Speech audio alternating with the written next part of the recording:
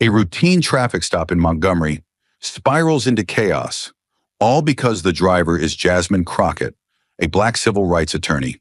Within minutes, she's pulled from her luxury car, her belongings scattered, and a bag of heroin mysteriously appears. Lieutenant Charles Reddington thinks no one will challenge his story, but rookie cop Alex Reyes, he sees everything. And what he does next cost him everything. Because when the system turns on its own, who will choose silence and who will risk it all? For the truth, stay with us. This is a story worth every second of your time. Montgomery, Alabama. Morning sun cut through thick southern air, casting gold across quiet streets that felt too still, like the calm before something breaks. A slow jazz tune spilled from a corner cafe, soft, against the tension humming beneath. In a marked cruiser, Lieutenant Charles Reddington gripped the wheel, like it was the last thing he trusted. His eyes, sharp and tired, scanned the sidewalks with quiet disdain. 4 decades on the force had hardened him into a man who saw suspicion before facts, threat before truth. Next to him, rookie Alex Reyes sat straight, but uneasy. First month on the job, badge still shining, heart still full of purpose. He'd imagined learning from a legend. But Charles, he wasn't here to teach, only to patrol and to pass judgment. The silence between them said more than words. One man clung to a broken system. The other was just beginning to see the cracks. The cruiser rolled deeper into the heart of old Montgomery. Neatly trimmed hedges framed red brick houses, each guarded by iron gates, and American flags that didn't feel so welcoming when you looked close. Everything in this neighborhood screamed legacy, old money, old rules, old blood. Charles Reddington's eyes flicked between each driveway like he was hunting ghosts. From a war only he remembered. Then he saw it. A black Maserati Gran Turismo. Sleek, polished, too bold for a place that prided itself on being subtle. It didn't roar. It purred, like it belonged. That alone however seemed to offend him. He braked hard, leaned forward, squinted, and then he saw her. Jasmine Crockett. A black woman, early 40s, she wore a crisp white blazer over a tailored blouse. Her heels clicked against the pavement, precise, unhurried, her afro perfectly shaped. Her movements, efficient, poised, no flash, no theatrics, just a quiet, undeniable command of presence. Charles's mouth twisted before he even spoke. A Maserati in this zip code? He muttered, driving like she's running for mayor or something. His tone turned from curious to accusatory. People like that don't belong around here. He didn't say the word, but Alex, he didn't need to hear it. It was soaked into every syllable. That, her skin, her success, her audacity to show up with nothing but calm and confidence. Alex's stomach tightened. Sir, she hasn't done anything, he said carefully, eyes flicking to the speedometer, to the dash cam. No red flags, no cause, just a woman pulling into a driveway. But Charles, he wasn't looking for violations. He was looking for confirmation. You think I'm just guessing? Charles barked. They roll in like they're above the rules, flash their money, act like they're safe, just 'cause they dress nice. Trust me, Reyes, there's always something underneath. His knuckles whitened on the steering wheel. Charles's hand moved, with practiced force, flipping on the siren like he'd done it 1,000 times. But this time, it wasn't for a crime. The flashing lights pierced the calm morning like warning shots, casting red and blue across Jasmine Crockett's rear windshield. Her Maserati had barely rolled to a complete stop before Charles hit the gas and cut her off at the curb, boxing her in like a fleeing suspect. Inside the patrol car, Alex's pulse spiked. He looked down at the dashboard. No alerts, no violations flagged. Sir, he said again, carefully choosing each word, we don't have a cause to stop her. His voice carried tension, not defiance. Yet Charles bristled like he'd just been challenged. "She's not from around here," he snapped. "People like that don't drive into this neighborhood just for coffee." His tone wasn't just suspicious, it was final, like a man who'd already written the ending before the story even began. Alex pressed again, trying to make sense of what he was seeing. "I understand that, but what's the offense?" he asked, still keeping his tone professional. "She wasn't speeding. She didn't blow a stop. Plates are clean. Nothing on the scanner." Charles laughed, but there was no humor, just a bitter edge. "Reyes, let me explain something," he said, leaning forward, eyes locked on the car ahead like a sniper. "Sighting in. There's what the law says, and then there's what experience tells you. I've been doing this since before you knew how to tie your boots, and my gut, it doesn't lie." He jabbed a finger toward Jasmine's car. "That confidence, that car, that attitude, it all screams cover. Dress nice, act cool, look harmless. But I've seen the truth behind those eyes before. Don't let the outfit fool you." Alex sat back, tension running up his spine. The sirens still pulsed, lighting up the polished metal of Jasmine's car, like a stage. She hadn't moved, hands on the wheel, eyes forward, posture calm. But there was something heartbreaking in the stillness. Not fear, familiarity, like she knew exactly how easily this could go wrong. Alex felt a pit open in his stomach. This wasn't policing, it was profiling, dressed up as instinct. "We're really doing this?" he asked under his breath, barely audible. Charles didn't respond. He was already reaching for the door, already stepping into the role of judge, jury, and something darker. And as he slammed the cruiser door shut, the line between justice and prejudice snapped, clean, brutal, irreversible. Jasmine didn't hesitate as the patrol lights flashed in her rearview mirror, painting the inside of her car in anxious shades of red and blue. She moved with practiced calm, no sudden gestures. Hands visible, voice steady. She rolled the window down halfway, just enough to speak and pass documents through. "Good morning, officer," she said, polite but firm. "Can I ask why I'm being stopped?" Her movements were slow, intentional. Right hand to the glove box, left still gripping the wheel. She pulled out her license, registration, insurance card, stacked neatly, and held them out without breaking eye contact. She knew exactly what to do. Not because she was guilty, but because she was experienced. Charles ignored the question, took the documents, without a word, glancing at them quickly, like they were already suspect. "Where you headed?" he asked, tone flat, eyes sharp. "I have a meeting with a client," Jasmine said. "A legal consult on Highland Avenue." Charles stared at her. He wasn't reading the information.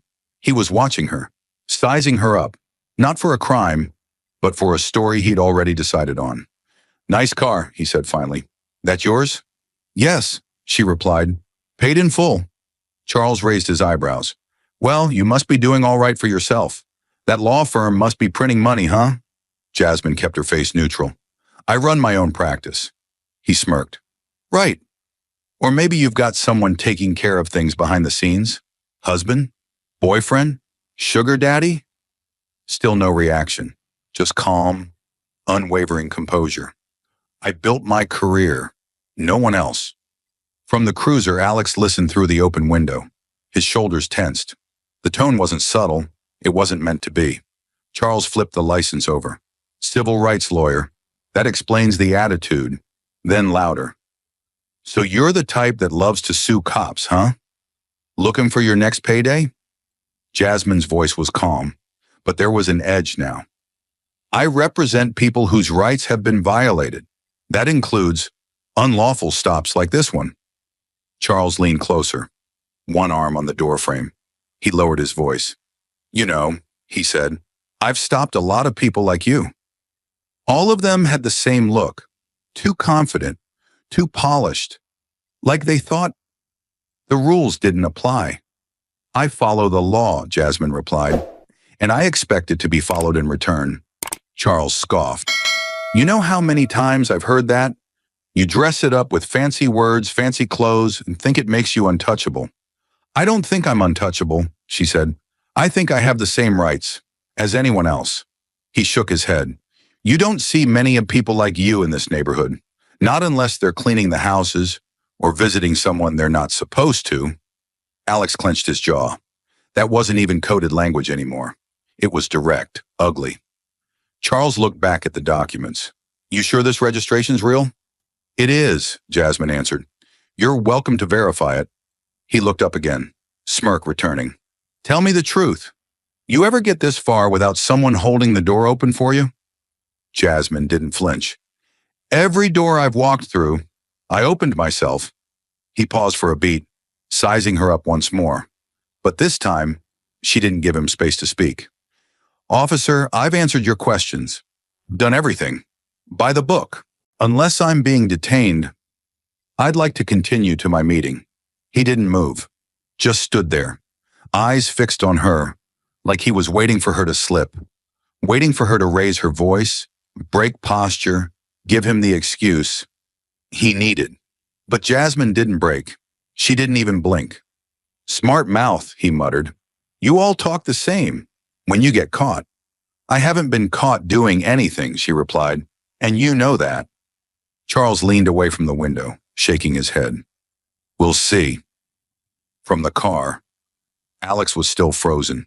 He watched Jasmine do everything right and still be treated like she'd done something wrong, not because of what she did, but because of who she was and how she carried herself. And Charles? He wasn't looking for answers. He was looking for control. The tension didn't break. It thickened. Charles stood still for a moment, eyes locked on Jasmine, like she just dared him to cross a line he thought belonged to him. She had answered his questions, given him her documents, made no sudden moves. And yet, to a man like Charles Reddington, calm wasn't compliance. It was challenge, and challenge had to be put down. Without warning, he moved toward the back of her car, boots crunching against the pavement, with purpose. Go ahead and pop the trunk, he said over his shoulder. Casual, like he was asking for directions. But his tone? It wasn't casual. It was tight, controlled, dangerous. Jasmine didn't even turn her head. Her voice came through the window, calm and crisp. I'm sorry, officer. What's your reason for that request? Charles didn't look at her.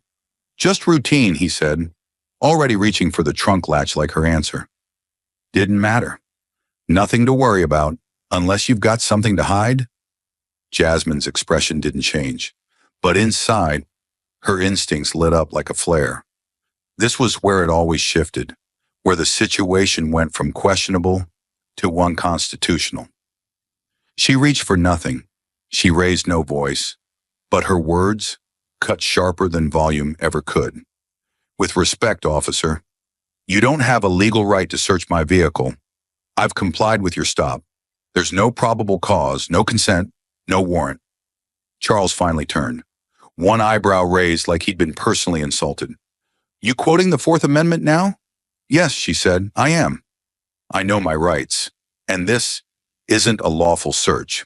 He let out a dry laugh, short, bitter. Lady, I've been doing this job for 30 years. Don't tell me about my job. I'm not telling you how to do your job, Jasmine replied.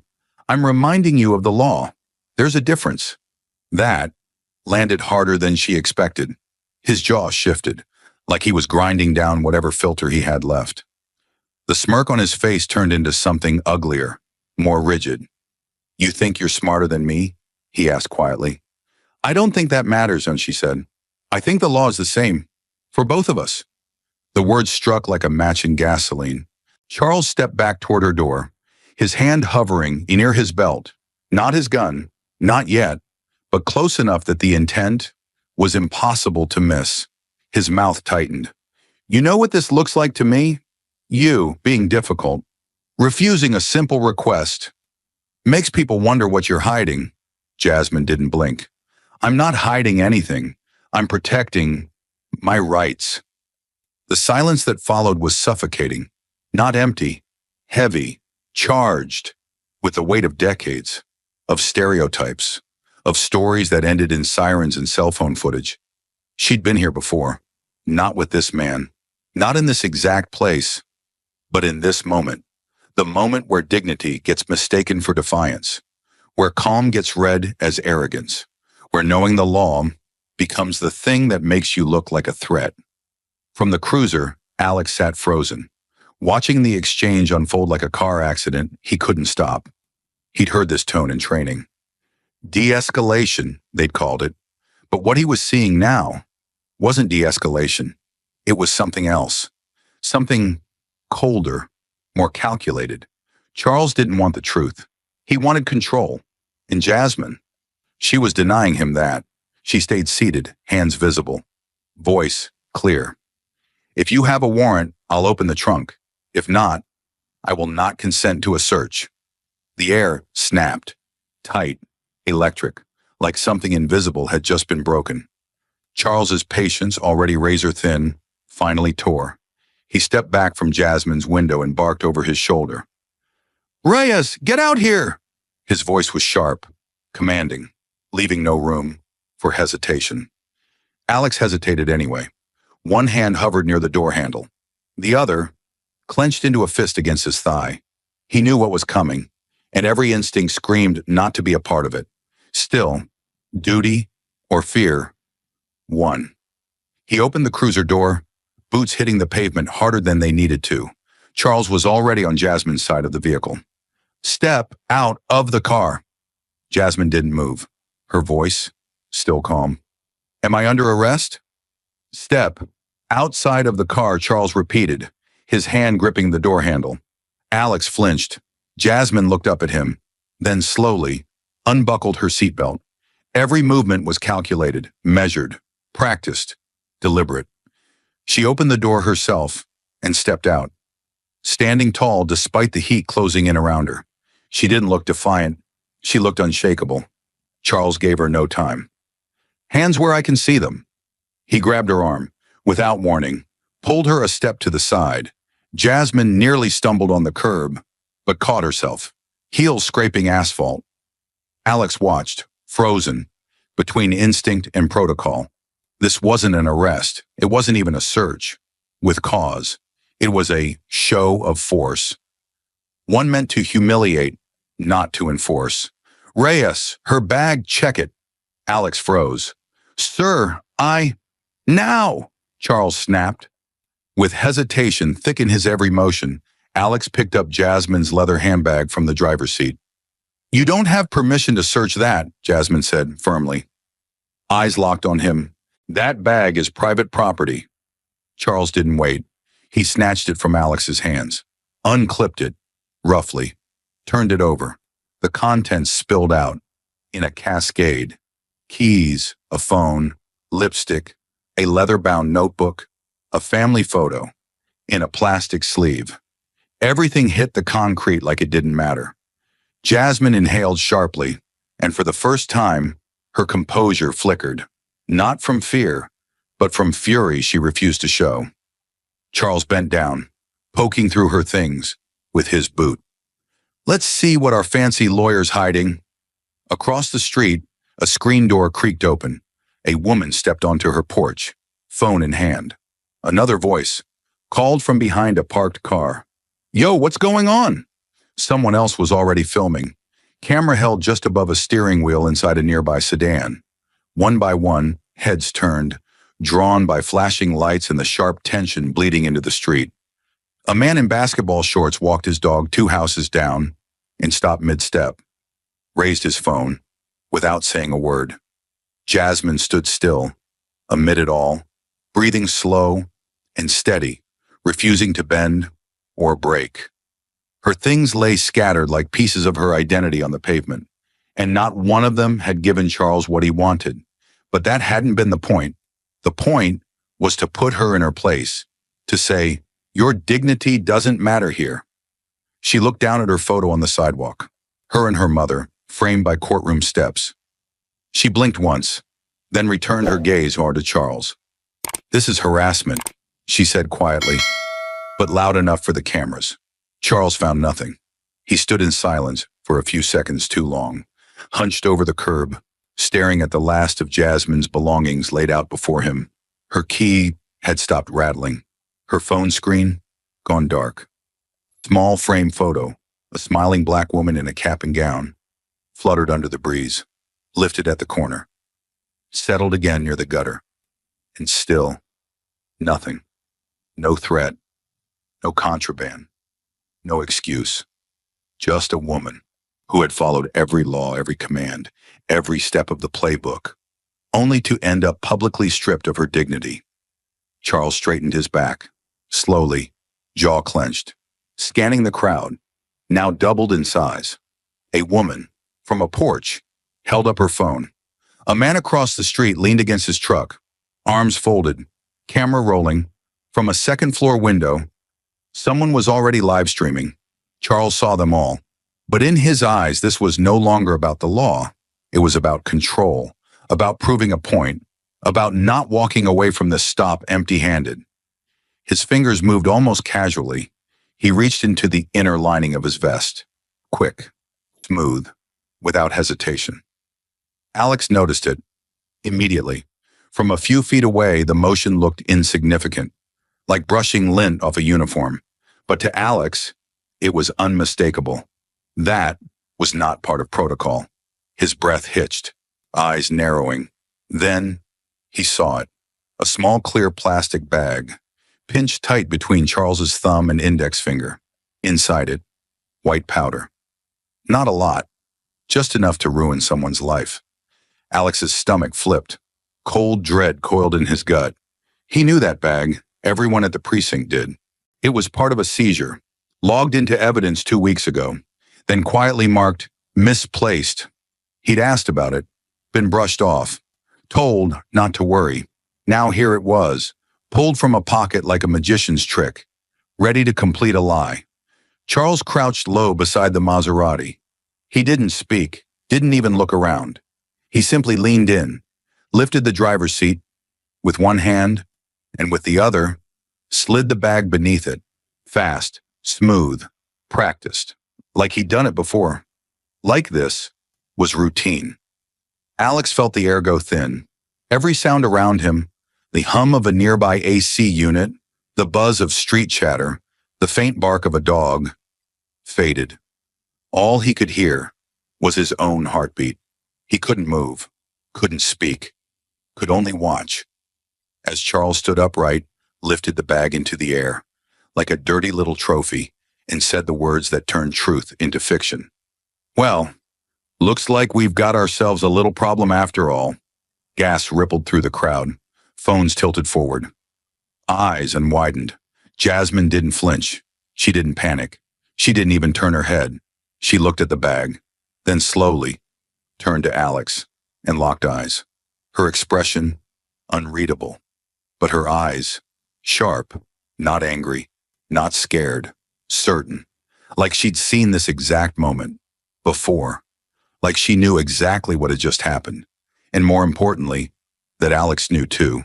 The pause between them lasted seconds, but felt eternal.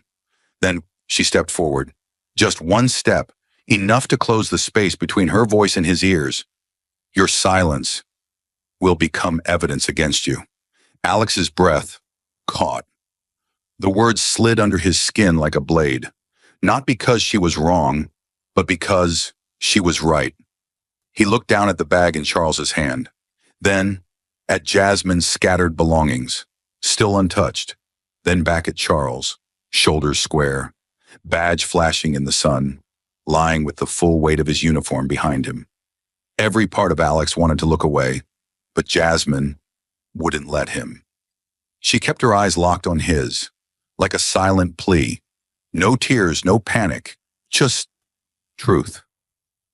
Raw and absolute laid bare between them. And now, it wasn't just about what Charles had done. It was about what Alex would do next. The silence shattered like glass. Charles held the bag high, his voice slicing through the air. We've got narcotics. She had this stashed under the seat. Gasps broke out from the crowd. Conversations erupted in low, urgent waves. Several phones angled higher. A car alarm, down the street, blared for half a second before someone silenced it. Just long enough to spike the tension higher. Across the pavement, Jasmine's name was already being whispered. Is that the woman from the news? She didn't look like a user. You sure he didn't just... But Charles didn't care. He was too busy, feeding the story. He paced in front of the car, like a prosecutor on a stage, holding the bag up, like evidence in a courtroom. This right here is why we watch these streets. Doesn't matter how you dress, doesn't matter what kind of car you drive. The law doesn't care about appearances. But someone did. Jasmine still hadn't moved, still hadn't spoken. Her things still scattered across the concrete, her dignity hanging in the air, like smoke. But then, quietly, calmly, she reached into the inside pocket of her blazer. Charles noticed. He stiffened, hand grazing his holster. Don't, he started. But Jasmine wasn't reaching for a weapon. She pulled out a leather badge holder, black, clean, with the calm precision of someone who had done this before. She flipped it open with a single motion.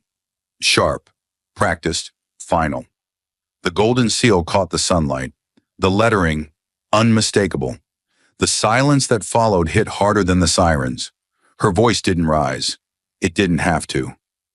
My name is Jasmine Crockett. Gaze locked on Charles. Voice clear, cutting.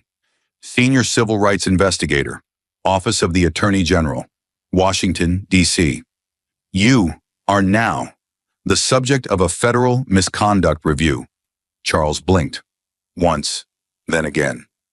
The color drained from his face faster than his bravado. For the first time in 20 minutes, he looked like a man who didn't know what to say. His hand dropped away from his belt. His mouth opened, but no sound came out. His eyes darted from the badge to her face to the crowd. And for the first time, he saw what they saw. Not a suspect, a superior. Behind him, Alex stood frozen. The ground beneath him felt like it had just split wide open. His training didn't cover this. There was no page in the handbook for what to do. When the person your partner just tried to frame pulls federal credentials, he didn't even breathe. He just stared at Jasmine, at Charles, at the camera phones, now filming every twitch of his face. And Jasmine, she didn't look angry. She didn't look triumphant. She looked like someone who had been here before. And this time, she brought the entire system with her. The silence after Jasmine's revelation was deafening. Charles didn't move. His eyes locked on the badge like it was something radioactive. He'd built his entire authority on fear, on unchecked power, and now it stood hollow in front of her calm, golden seal. Behind him, murmurs rose from the crowd, but Jasmine's focus didn't shift. She turned slowly, deliberately, until her eyes landed on Alex. He stood stiff as a statue, face pale, sweat clinging to the back of his neck beneath the collar of his uniform. She didn't yell. She didn't plead. She simply asked. Officer Reyes, she said, her voice steady and low enough to cut through the noise. You saw what happened.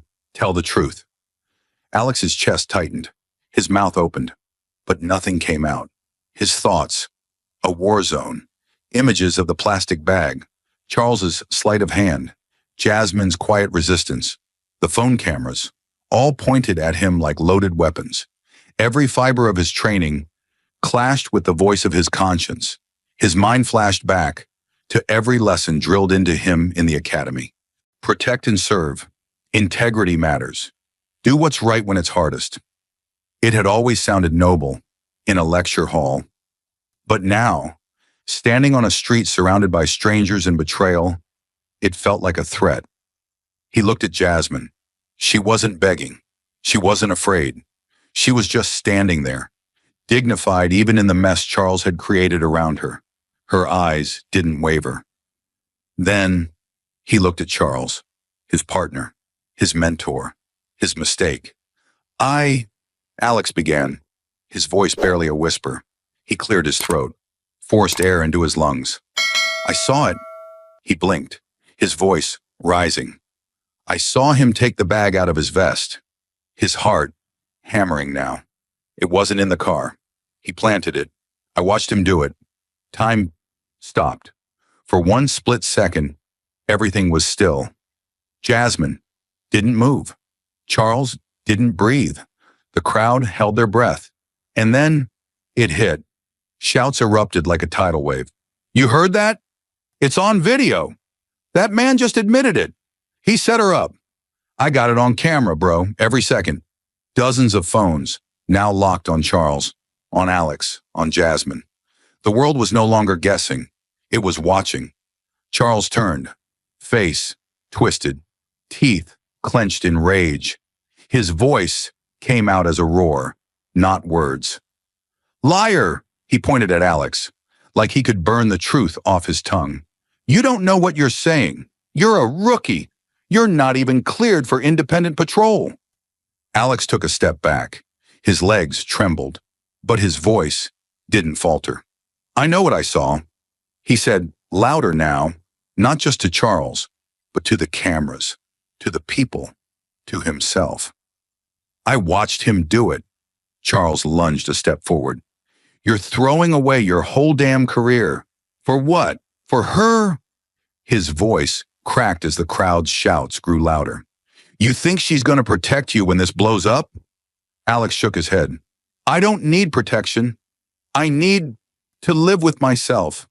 Charles's eyes, wild now, face red, spit flying as he shouted. She's playing you. This is all a setup. He turned toward the crowd, gesturing like a desperate man drowning in his own lie. She's using you, all of you, and you're too blind to see it. But no one was buying it. They saw the way Charles had handled her. They saw the bag. They saw the badge. And now they'd heard the truth. Phones stayed up. Voices rose. Time to cuff that cop. He's done. You're done, man. The noise surged, louder, more chaotic. But through it all, Jasmine stayed still, watching, waiting, unwavering. And in the middle of it, Alex stood alone, exposed, afraid, but free. For the first time since he put on the uniform, he felt like he'd actually honored it.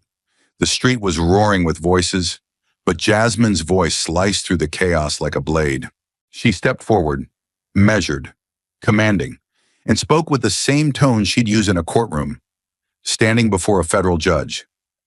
Officer Charles Reddington, she said, her voice unwavering, you are hereby relieved of duty, effective immediately.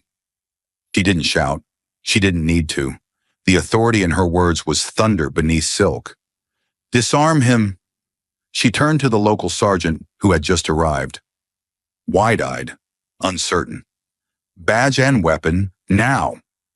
The sergeant hesitated, caught between loyalty and law.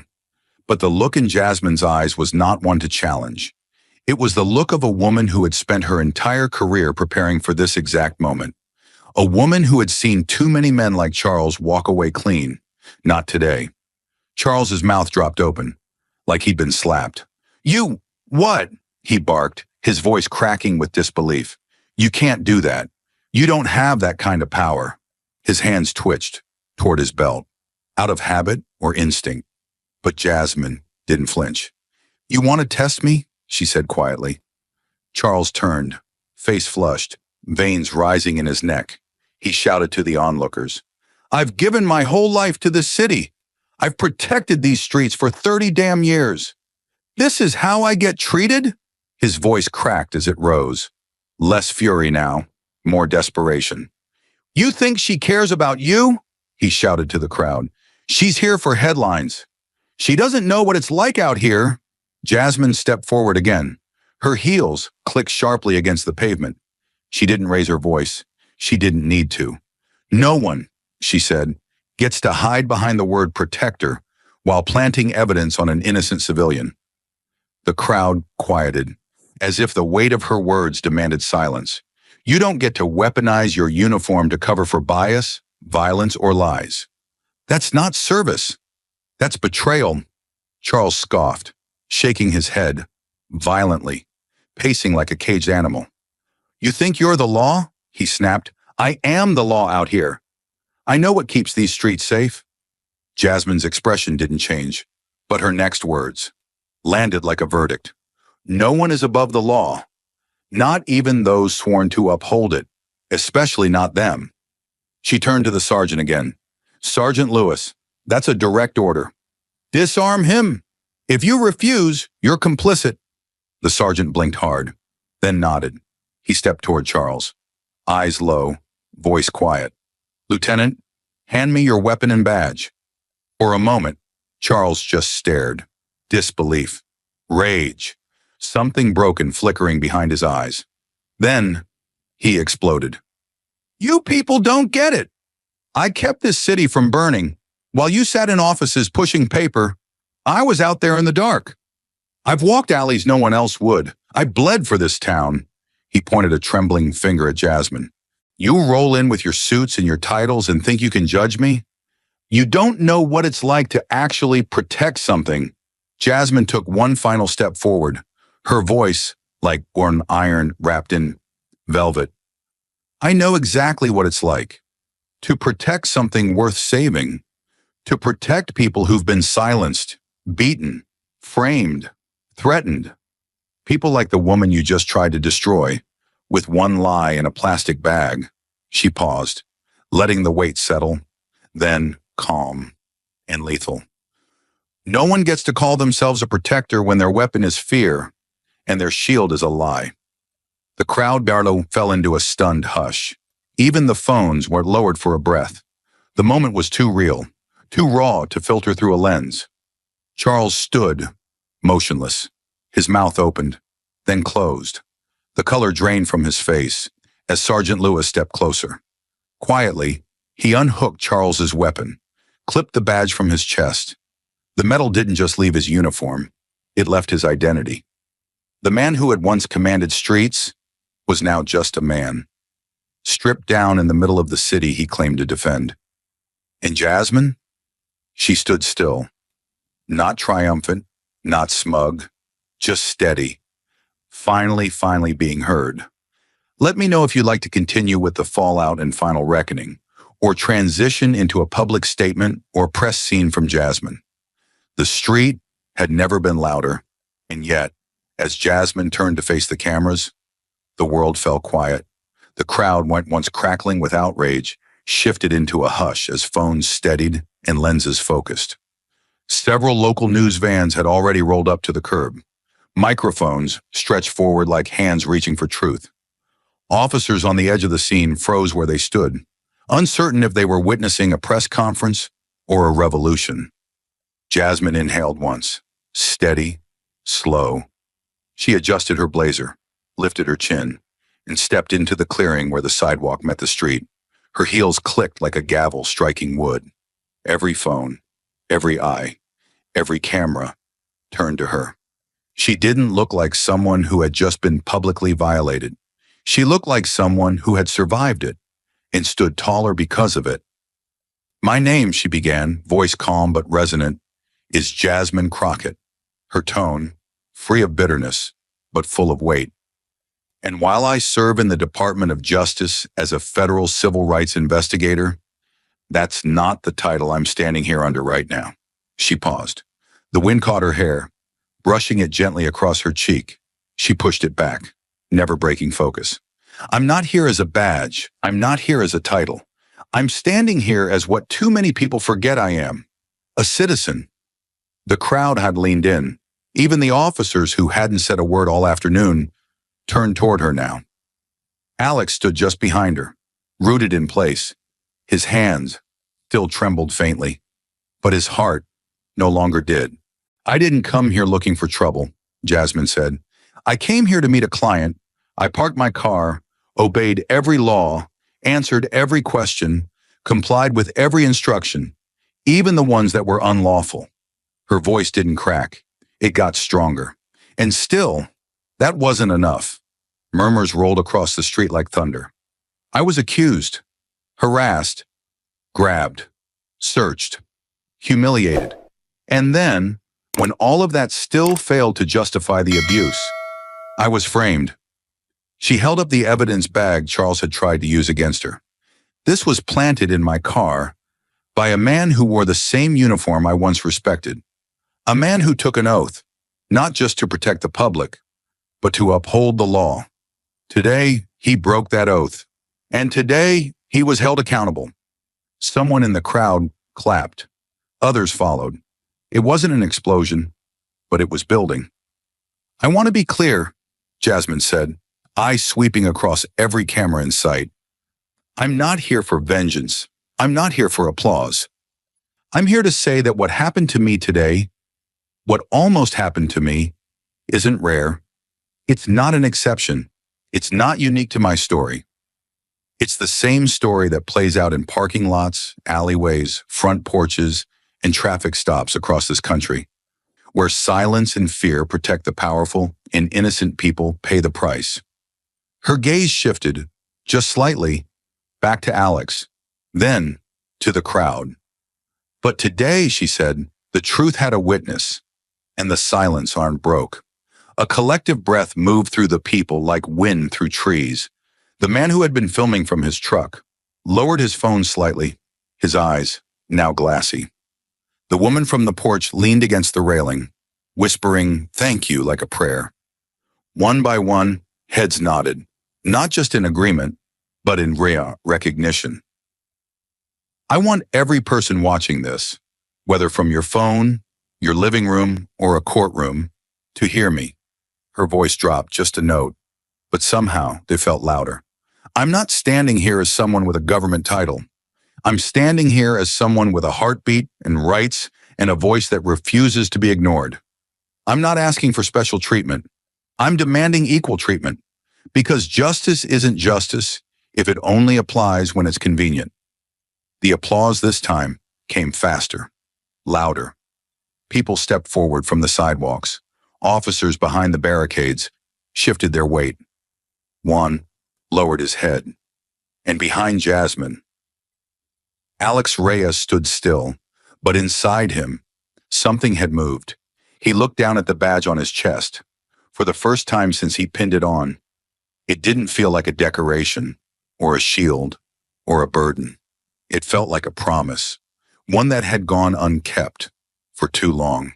He looked at Jasmine, silhouetted against a fading sun and a rising crowd, and understood something no class or academy could teach, that sometimes the bravest thing a badge can do is stand beside someone who doesn't have one. That protection isn't about power, it's about truth. And finally, he was ready to live up to it. Jasmine turned slightly, just enough to see him. She gave the smallest nod. No words, just the beginning of a new oath. Spoken, not with mouths, but with action. Not from a podium, but from the street. Where justice was no longer waiting to be served, it was already happening. The speech was over, but the impact had only just begun. Within hours, the footage from the scene had gone viral. One clip, recorded by a teenager across the street, was viewed over 12 million times, one in less than 24 hours. Her caption was simple. She was framed, and she stood her ground. The internet ignited. Hashtags like #Justice for Jasmine, #Badge and Bag, #Unfit to Serve climbed Twitter's trending list. CNN cut into regular programming to show the unedited live stream from Montgomery. ABC's legal analysts played the clip of Charles planting the evidence on loop, dissecting it frame by frame. The New York Times ran a Sunday cover story titled, "The Stop That Broke the Silence." Every major network had an opinion, but the facts spoke louder. A decorated officer caught red-handed, a federal investigator nearly railroaded in public, and a rookie cop whose courage cracked open the wall of silence. Jasmine Crockett was no longer just a name. She was now the face of a national reckoning. The next morning, the U.S. Department of Justice announced the formation of a special civil rights task force. At a hastily arranged press conference, the deputy AG stood behind a podium and spoke into a dozen microphones. This was not just an isolated abuse of power. This was a systemic failure of oversight, trust, and accountability. and we intend to pursue it at every level. By midday, subpoenas had been issued. Charles Reddington's entire disciplinary file was unsealed.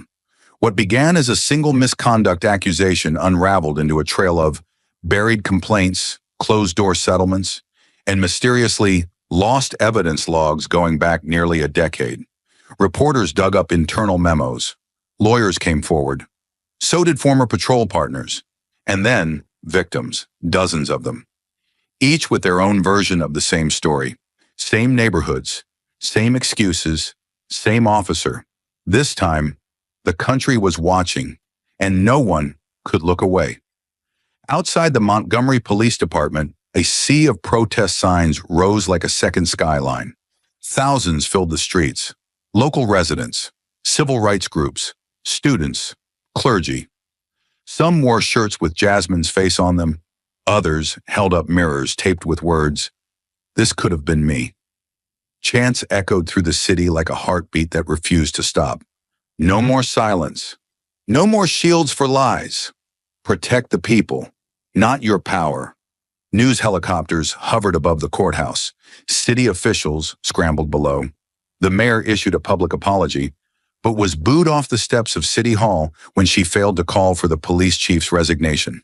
Overnight, 6 more officers in Charles's unit were placed on administrative leave. The anonymous sources leaked emails, some implicating senior officials who had looked the other way for years. The movement didn't stay local.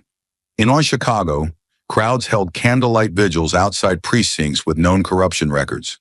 In Atlanta, officers marched side by side with citizens, holding signs that read, "Serve, not silence."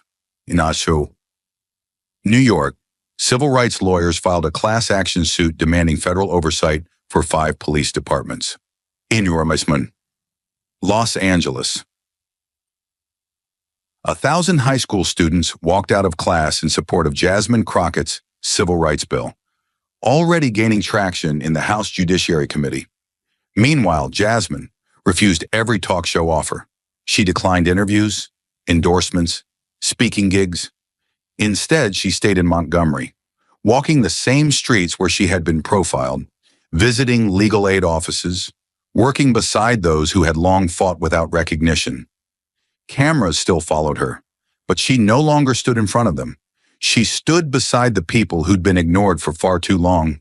And Alex Reyes? He became the reluctant center of another wave. His testimony, raw, recorded, and repeated by every network, was called the most important sentence spoken by a rookie officer in modern history. Half the force hated him. The other half whispered thank you in the locker room when no one else was listening. He was labeled a traitor by some, a hero by others. But Alex didn't care about the headlines. He cared about the silence that had finally been broken and the price it came with. One night, standing outside a protest with a borrowed hoodie and hands in his pockets, he was approached by a teenage boy. Couldn't be more than 16. "You the cop who told the truth?" the boy asked. Alex was nodded slowly. The boy looked up at him, then offered something small, almost shy.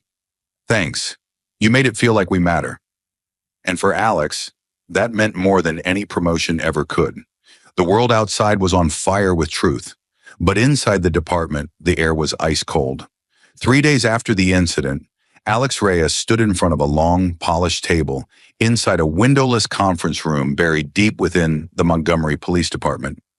Fluorescent lights buzzed above his head like angry wasps. The walls were a dull beige, chipped in places, but the silence was the loudest thing in the room. 5 men sat on the other side of the table, 2 deputy chiefs, a legal advisor, an internal affairs rep, and Captain Nolan. And they all wore the same look, tight-lipped, unreadable, like they were trying to figure out whether Alex was a liability or a symbol. He stood tall, shoulders squared, but his fists clenched inside his sleeves. There was no badge on his chest today, no belt, no sidearm, just the weight of his conscience and the echo of a city still shouting his name. "You've put this department in a very difficult position, Officer Reyes," Nolan said, his voice cool and rehearsed. "What you did out there, what you said, it was unprecedented." Alex didn't blink. It was the truth. A rustle of papers.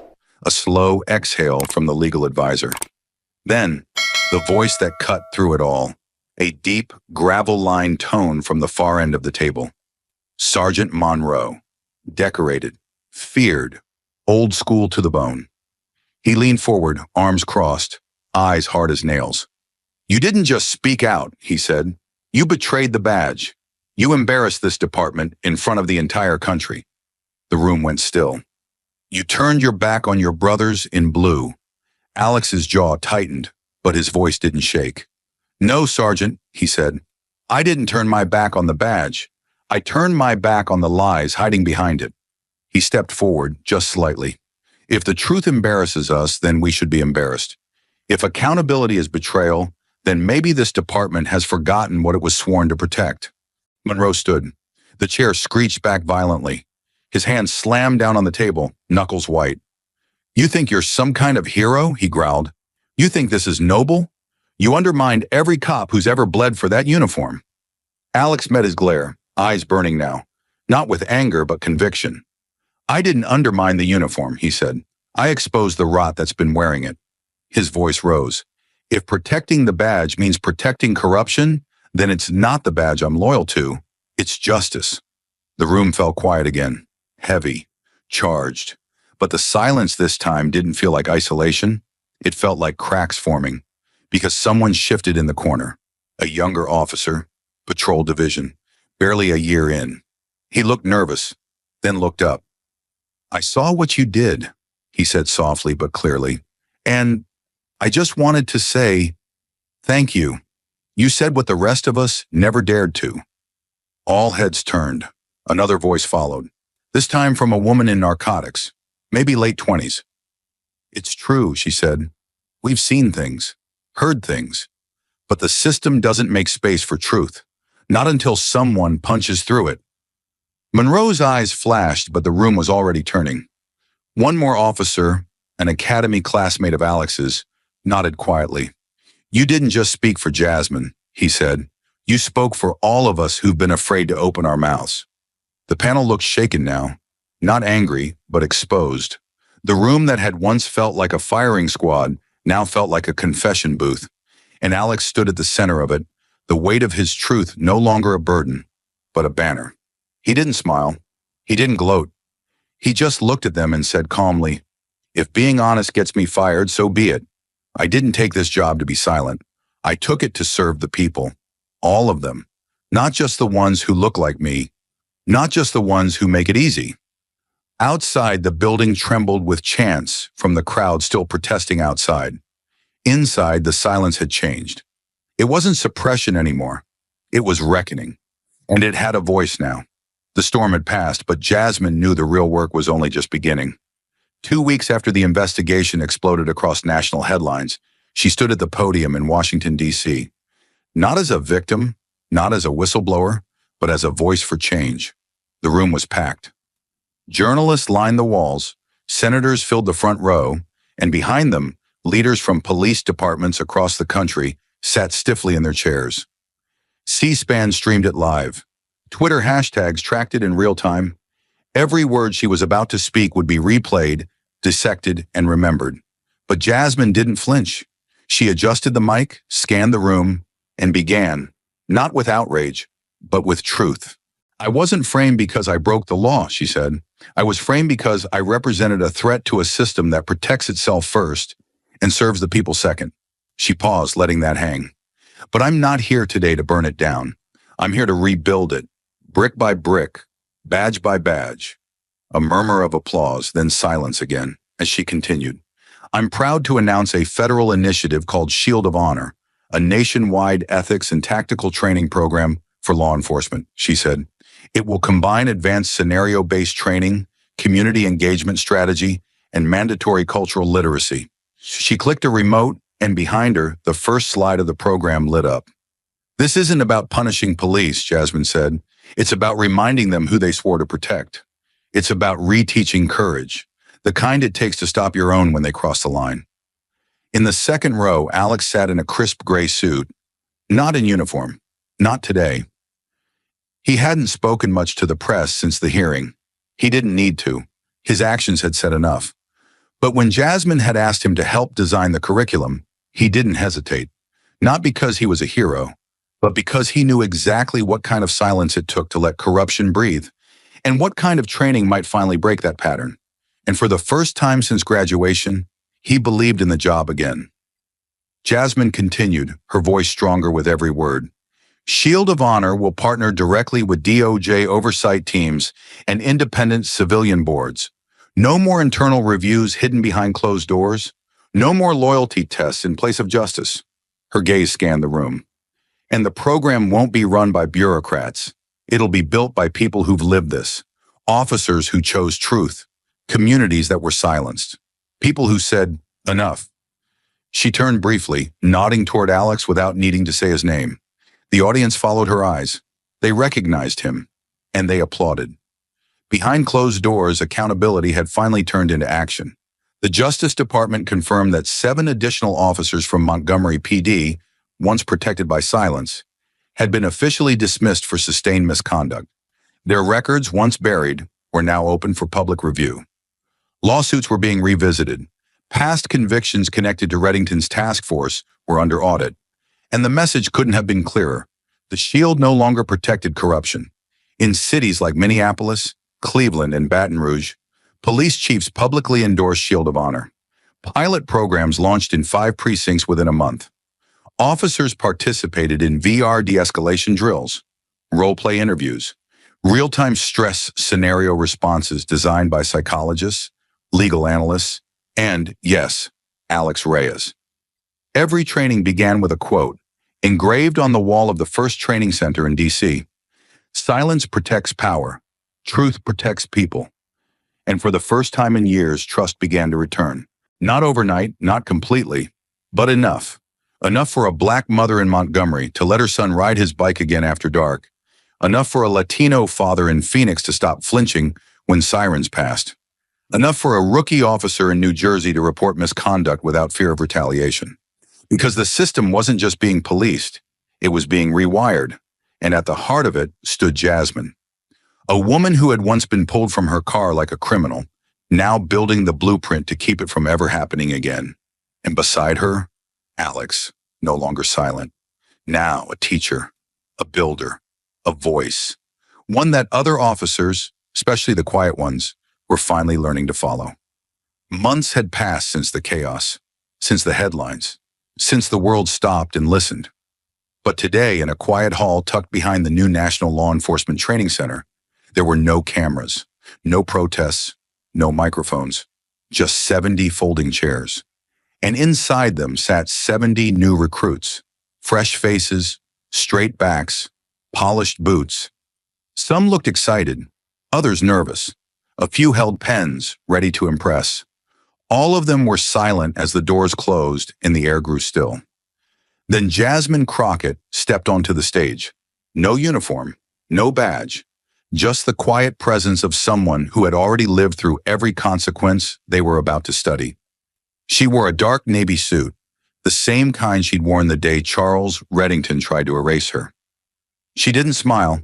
She didn't posture. She stood center stage and let the silence pull them in. These seats, she began, her voice calm but powerful, don't just hold bodies, they hold choices. She paused, eyes sweeping across the room. Some of you are here to serve. Some of you are here to prove something, and a few of you might already think you know everything. There were no laughs, just attention. But I'm not here today to talk about tactics or law, Jasmine continued. I'm here to talk about silence. Because it's not the bullets or the beatings that destroy trust. It's the silence that lets them happen. She took a single step forward, heels clicking on the polished floor. I don't need you to be hero, she said. I don't need you to leap into danger or make headlines. Another pause, then the words landed like a gavel. I need you not to be the ones who stay quiet. The room held its breath. At that moment, the side door opened quietly, and Alex Reyes stepped in. He no longer looked like the unsure rookie who once sat silently in a patrol car, torn between fear and duty. He carried himself with purpose now, measured, calm, resolute. A scar ran lightly above one eyebrow, a physical memory of everything that had happened since. In his hands was a thick stack of booklets, each printed in bold blue with a title across the top. From Justice to Action, the officer's responsibility to speak. The cadets turned their heads as he walked in. Some recognized him. Most had heard his story. All of them leaned in a little closer. Jasmine looked at him and nodded. Not for show, not for theatrics. Just quiet acknowledgement, a passing of the torch. Then she turned back to the recruits. Each of you will leave this place with the authority to detain, to question, to protect. But before you ever reach for that badge, you'll read every page of that manual, she said, and you'll learn not just how to spot injustice, but how to stand up against it. Because when you wear the uniform, your silence has power too. Alex reached the front of the room and placed the stack of manuals on the desk. He didn't speak yet. He didn't have to.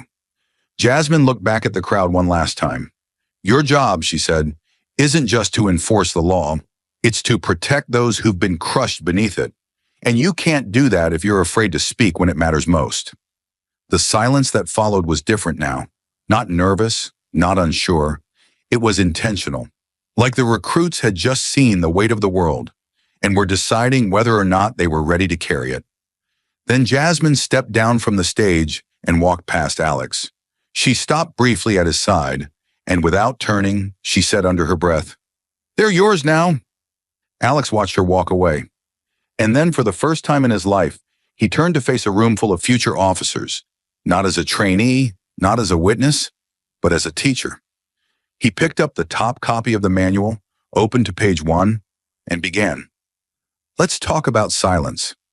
Outside the training hall, the sun was beginning to set, casting long golden shadows across the concrete, the kind that blur the lines between day and night, between what was and what comes next. Inside, chairs creaked as cadets shifted in their seats, eyes still fixed on the front of the room. The silence heavy not with confusion, but with clarity. And somewhere in that stillness, a truth began to settle. Not the kind etched in textbooks or printed on law codes, but the kind that lives in the spaces between action and inaction, between seeing wrong and choosing to do something about it. Because if this story taught us anything, it's that injustice doesn't always announce itself with sirens. Sometimes it wears a badge. Sometimes it holds a clipboard. Sometimes it says nothing at all. And that silence is where it festers, hidden behind layers of protocol, tradition, and fear. Jasmine Crockett didn't survive that day because she was special. She survived because she refused to let fear define her. And Alex Reyes? He didn't become a hero by chasing danger. He became one by choosing the one thing most people run from, the truth. This story wasn't just about power. It was about who we become when power is abused right in front of us. It was about the cost of complicity and the courage it takes to break away from it. Jasmine faced the full force of a system that wanted her silent. Alex faced a culture that told him loyalty was worth more than justice, and yet both stood up, not for themselves but for something bigger, for the countless people who never got the chance to fight back, for the names that never made headlines, for the voices that died in the dark. And the lesson? That real justice isn't loud. It doesn't need flashing lights or dramatic takedowns. Real justice is choosing not to look away. It's standing up when you're the only one who will. It's calling out the lie even when it wears the same uniform you do. In a world so easily numbed by outrage, this story reminds us that the quietest moments, one woman's voice, one rookie's truth, can shift everything. Not every battle is fought with weapons. Some are fought with conviction. And sometimes the bravest thing you can do is simply refuse to stay silent. Let me know if you'd like this turned into a voiceover monologue for film or written as an epigraph-style message before end credits. Thank you for watching until this moment and for standing with us on this journey for justice. Your support means everything. Like, subscribe, and turn on notifications so you never miss what's next. And we'd love to hear your thoughts. Leave a comment below and let us know what moved you most in this story. Together, our voices make a difference.